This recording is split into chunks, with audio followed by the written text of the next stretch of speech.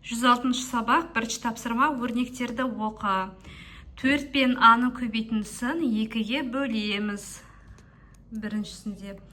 Одан кейін 21-ден азайтамыз С мен 3-дің көбейтіндісін.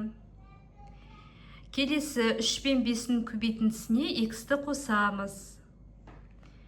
12 мен 18-дің қосындысын B-ға бөлеміз. Келесі 9-ға 3 пен B-ның көбейтіндісін қосамыз. Және соңғысы А мен 5-дің көбейтіндісінен 9-ды азайтамыз. Мінеки бірінші тапсырмадағы өрнектерді осылай оқимыз. Келесі екінші тапсырма өрнектерді жаз және олардың мәнін тап. Мына жерде көрсетіп тұр. Мінеки А 4-ге, С 3-ге тең. Енді осы өрнектерді жазып мәнін табайық. Біріншісі А көбейту 5 пен 5 бөлу 1 өрнектерінің қосындысы. Мінеки А көбейту 5 және 5 бөлінген 1-дің қосындысы. А бізде 4-ге тең. А-ның орнына 4-ті қойып жазып шығамыз. Яғни 4 көбейту 5 қосу 5 бөлу 1. 4-ке 5-ті көбейтсек 20. 5-ті 1-ге бөлсек 5. 20 мен 5-дің қосындысы 25-ге тең. А-сы осылай орындалады. Келесі мінеки 3 пен 4-дің көбейтіндісімен 32 бөлу А өрнектерінің айырмасы. Мінеки 3 пен 4-дің көбейтіндісінен азайтамыз 32 бөлу А. А бізде 4-ге тең. Яғни 3 көбейту 4 азайту 32 бөлу 4 дейміз. А-ның орнына 4-ті қоямыз. 3 пен 4-ті көбейтсек 12-ге тең, 32-ні 4-ге бөлсек 8-ге тең. 12-ден 8-ді азайтсақ 4 шығады екен. Әні осылай орындаймыз. Келесі 2 мен С-ның қосындысын 24 пен 19-ның айырмасына көбейту. Мінеки 2 мен С-ның қосындысын көбейтеміз. 24 азайту 19. С бізде 3-ге тең. Орнына қоямыз. 2 қосу 3 көбейту 24 азайту 19. 2 мен 3-ті қоссақ 5. 24-тен 19-ды азайтсақ 5 екеуін көбейтсек 25-ге тең. Өрнектің мәнінде 25 шығады. Және келесі соңғысы 100 мен 64-дің айырмасын 1 мен С-ның қосындысына бөлу. С бізде 3-ге тең. 100-ден 64-ді азайтсақ 36, 1 мен 3-ті қоссақ 4 шығады. 36-ны 4-ге бөлсек 9 шығады. Мінеки екінші тапсырманы осылай орындаймыз. Келесі үшінші тапсырма сызба бойынша есеп құрастыр. Есептің шешуін өрнек түрінде жаз. Мінеки бізде мынаны А килограмм дегенді алма деп алсақ болады. Алманың салмағы А килограмм. Одан кейін мына жерді біз алмұрт деп алсақ. Алмұрт бізде белгісіз, бірақ алмұрт алмадан 3 есе кем. Алмұрт алмадан 3 есе кем. Және мынаны барлығы қанша килограмм жеміс бар деп алсақ болады. Барлығы белгісіз. Енді барлығын табу үшін біз алдымен мына алмұртты табуымыз керек. Алмұрт алмадан 3 есе кем. Демек 3 есе кем десе А-ны 3-ке бөлеміз. А бөлу 3, сонда бұл жерде бұл алмұрттың салмағы.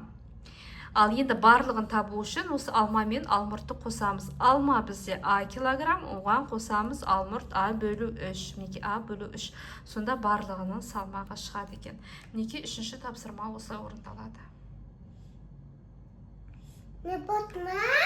Төртінші тапсырма. Төртінші тапсырма X көбейту 3 тең 27-ге. X-ті табу үшін 27-ні 3-ге бөлеміз. X бізде 9-ға тең. Тексеретін болсақ 9 көбейту 3 27-ге. Солай екі жақ теңеседі. Келесі B бөлу 3 тең 6-ға. B-ны табу үшін 6 мен 3-ті көбейтеміз. B бізде 18-ге тең. Тексеретін болсақ 18-ді 3-ге бөлсек 6 шығады. Келесі А қосу 29, мінеки тең 5 қосу 40. А қосу 29, 5-ке 40-ті қоса 45 шығады. А-ны табу үшін 45-тен 29-ды азайтамыз. 45-тен 29-ды азайтсақ 16 шығады. Тексеретін болсақ 16 қосу 29 тең болады 5 қосу 40-қа. Екі жақта 45 болып, екі жақ теңеседі. Мінеки төртінші тапсырма осылай шығарады. Келесі 5-ші тапсырманың орында қосындыны көбейтіндімен алмастыр дейді. Мінеки мына жерлерде барлығы С көрсетіліп тұр. Енді осы ана көбейтіндімен алмастыру керек. Бізде қаншасы бар екен санақшы, мінекей 1, 2, 3, 4, 5, 6. Бұл жерде мінекей 1, 2, 3, 4, 5, 6. Сыны 6 рет біз қосып шықтық. Енді осыны көбейтіндімен алмастыратын болса, сыны 6 рет қосу дегеніміз, ол с көбейту 6 деген сөз. Мінекей көбейтіндімен осылай алмастырдық. Келесі көбейтінді қосындымен алмастыр. 24 көбейту 3, 24 көбейту 3 дегеніміз 24-ті 3 рет қосамыз. 1, 2, 3. Осылай қосындыға алмастырсақ болады. Келесі b көбейту 5, b көбейту 5 дегеніміз b-ны 5 рет қосамыз деген сөз. 1, 2, 3, 4, 5, мінекей 5 рет қосып шықтық. Осылай алмастырамыз. Келесі 100 көбейту 5, 100 көбейту 5 дегеніміз 100-ді 5 рет қосамыз. 1, 2, 3, 4, 5. Мінекей осылай қосындыға алмастырып шықтық. Келесі ұзындығы 21 бөлу а сантиметрге тең кесіндісіз. Мұндағы а тең 7-ге, а тең 3-ге дейді. Алдымен біз бірінші 21 бөлу а тең 7-ге. А 7-ге тең болса, мына аның орнына 7-ні қойып шығамыз. 21 бөлу 7 тең 3. Сонда біз алдымен ұзындығы 3 сантиметр кесінді сызуымыз керек. Мінекей 3 сантиметр мен шамамен сыза салдым, сіздер есептеп 3 сантиметр кесіні сызып шығасыздар. Келесі 21 бөлу аның орнына 3-ті қоямыз. 21 бөлу 3 тең 7-ге. Сол кезде 7 сантиметр кесінді сызып шығасыздар. Балалар, бұл жерде мен кешірім сұраймын, мынандай қате жібердім. Екі жағына нүкте қою керек. Кесінді екі жағында нүктесі болады міндетті түрде. Мінекей осылай кесінді сызып шығасыздар. Келесі 7-ші тапсырма салыстыр. 26 азайту 7 қосу 4. 26-дан 19 азайтсақ 7 шығады, 7-ге 4-ті қосақ 11 шығады. Сонда салыстыратын болсақ 7 қосу 4 деген үлкен болады. Келесі 57 бөлу 1 және 57 азайту 0. 57-ні бөлге бірсек 57 шығады, 57-нен 0-ды азайтсақ та 57 шығады. Демек, екі жақ тең болады деген сөз. Келесі 36 қосу 8 бен 45 салыстырамыз. 36 қосу 8 ол 44, ана жақта 45, 44-ке қарағанда 45 үлкен. Мінекей. Келесі 1 көбейту 3 және 23 бөлу 1. 1-ді 3-ке көбейтсек 23, 23-ті 1-ге бөлсек 23. Демек, екі жағы тең деген сөз. 7-ші есеп осылай. Келесі 8-ші тапсырма амалдардың орындалу ретін анықтап, дәптерге көшіріп жаз. А 5-ге тең, X 19-ға, Б 9-ға, С 18 деп алып, өлеңтері мән тап. Бірінші 11 азайту, 2 көбейту А, аның орнына 5 қоямыз. 11 азайту, 2 көбейту 5. Мінекей аның орында 5 тұр.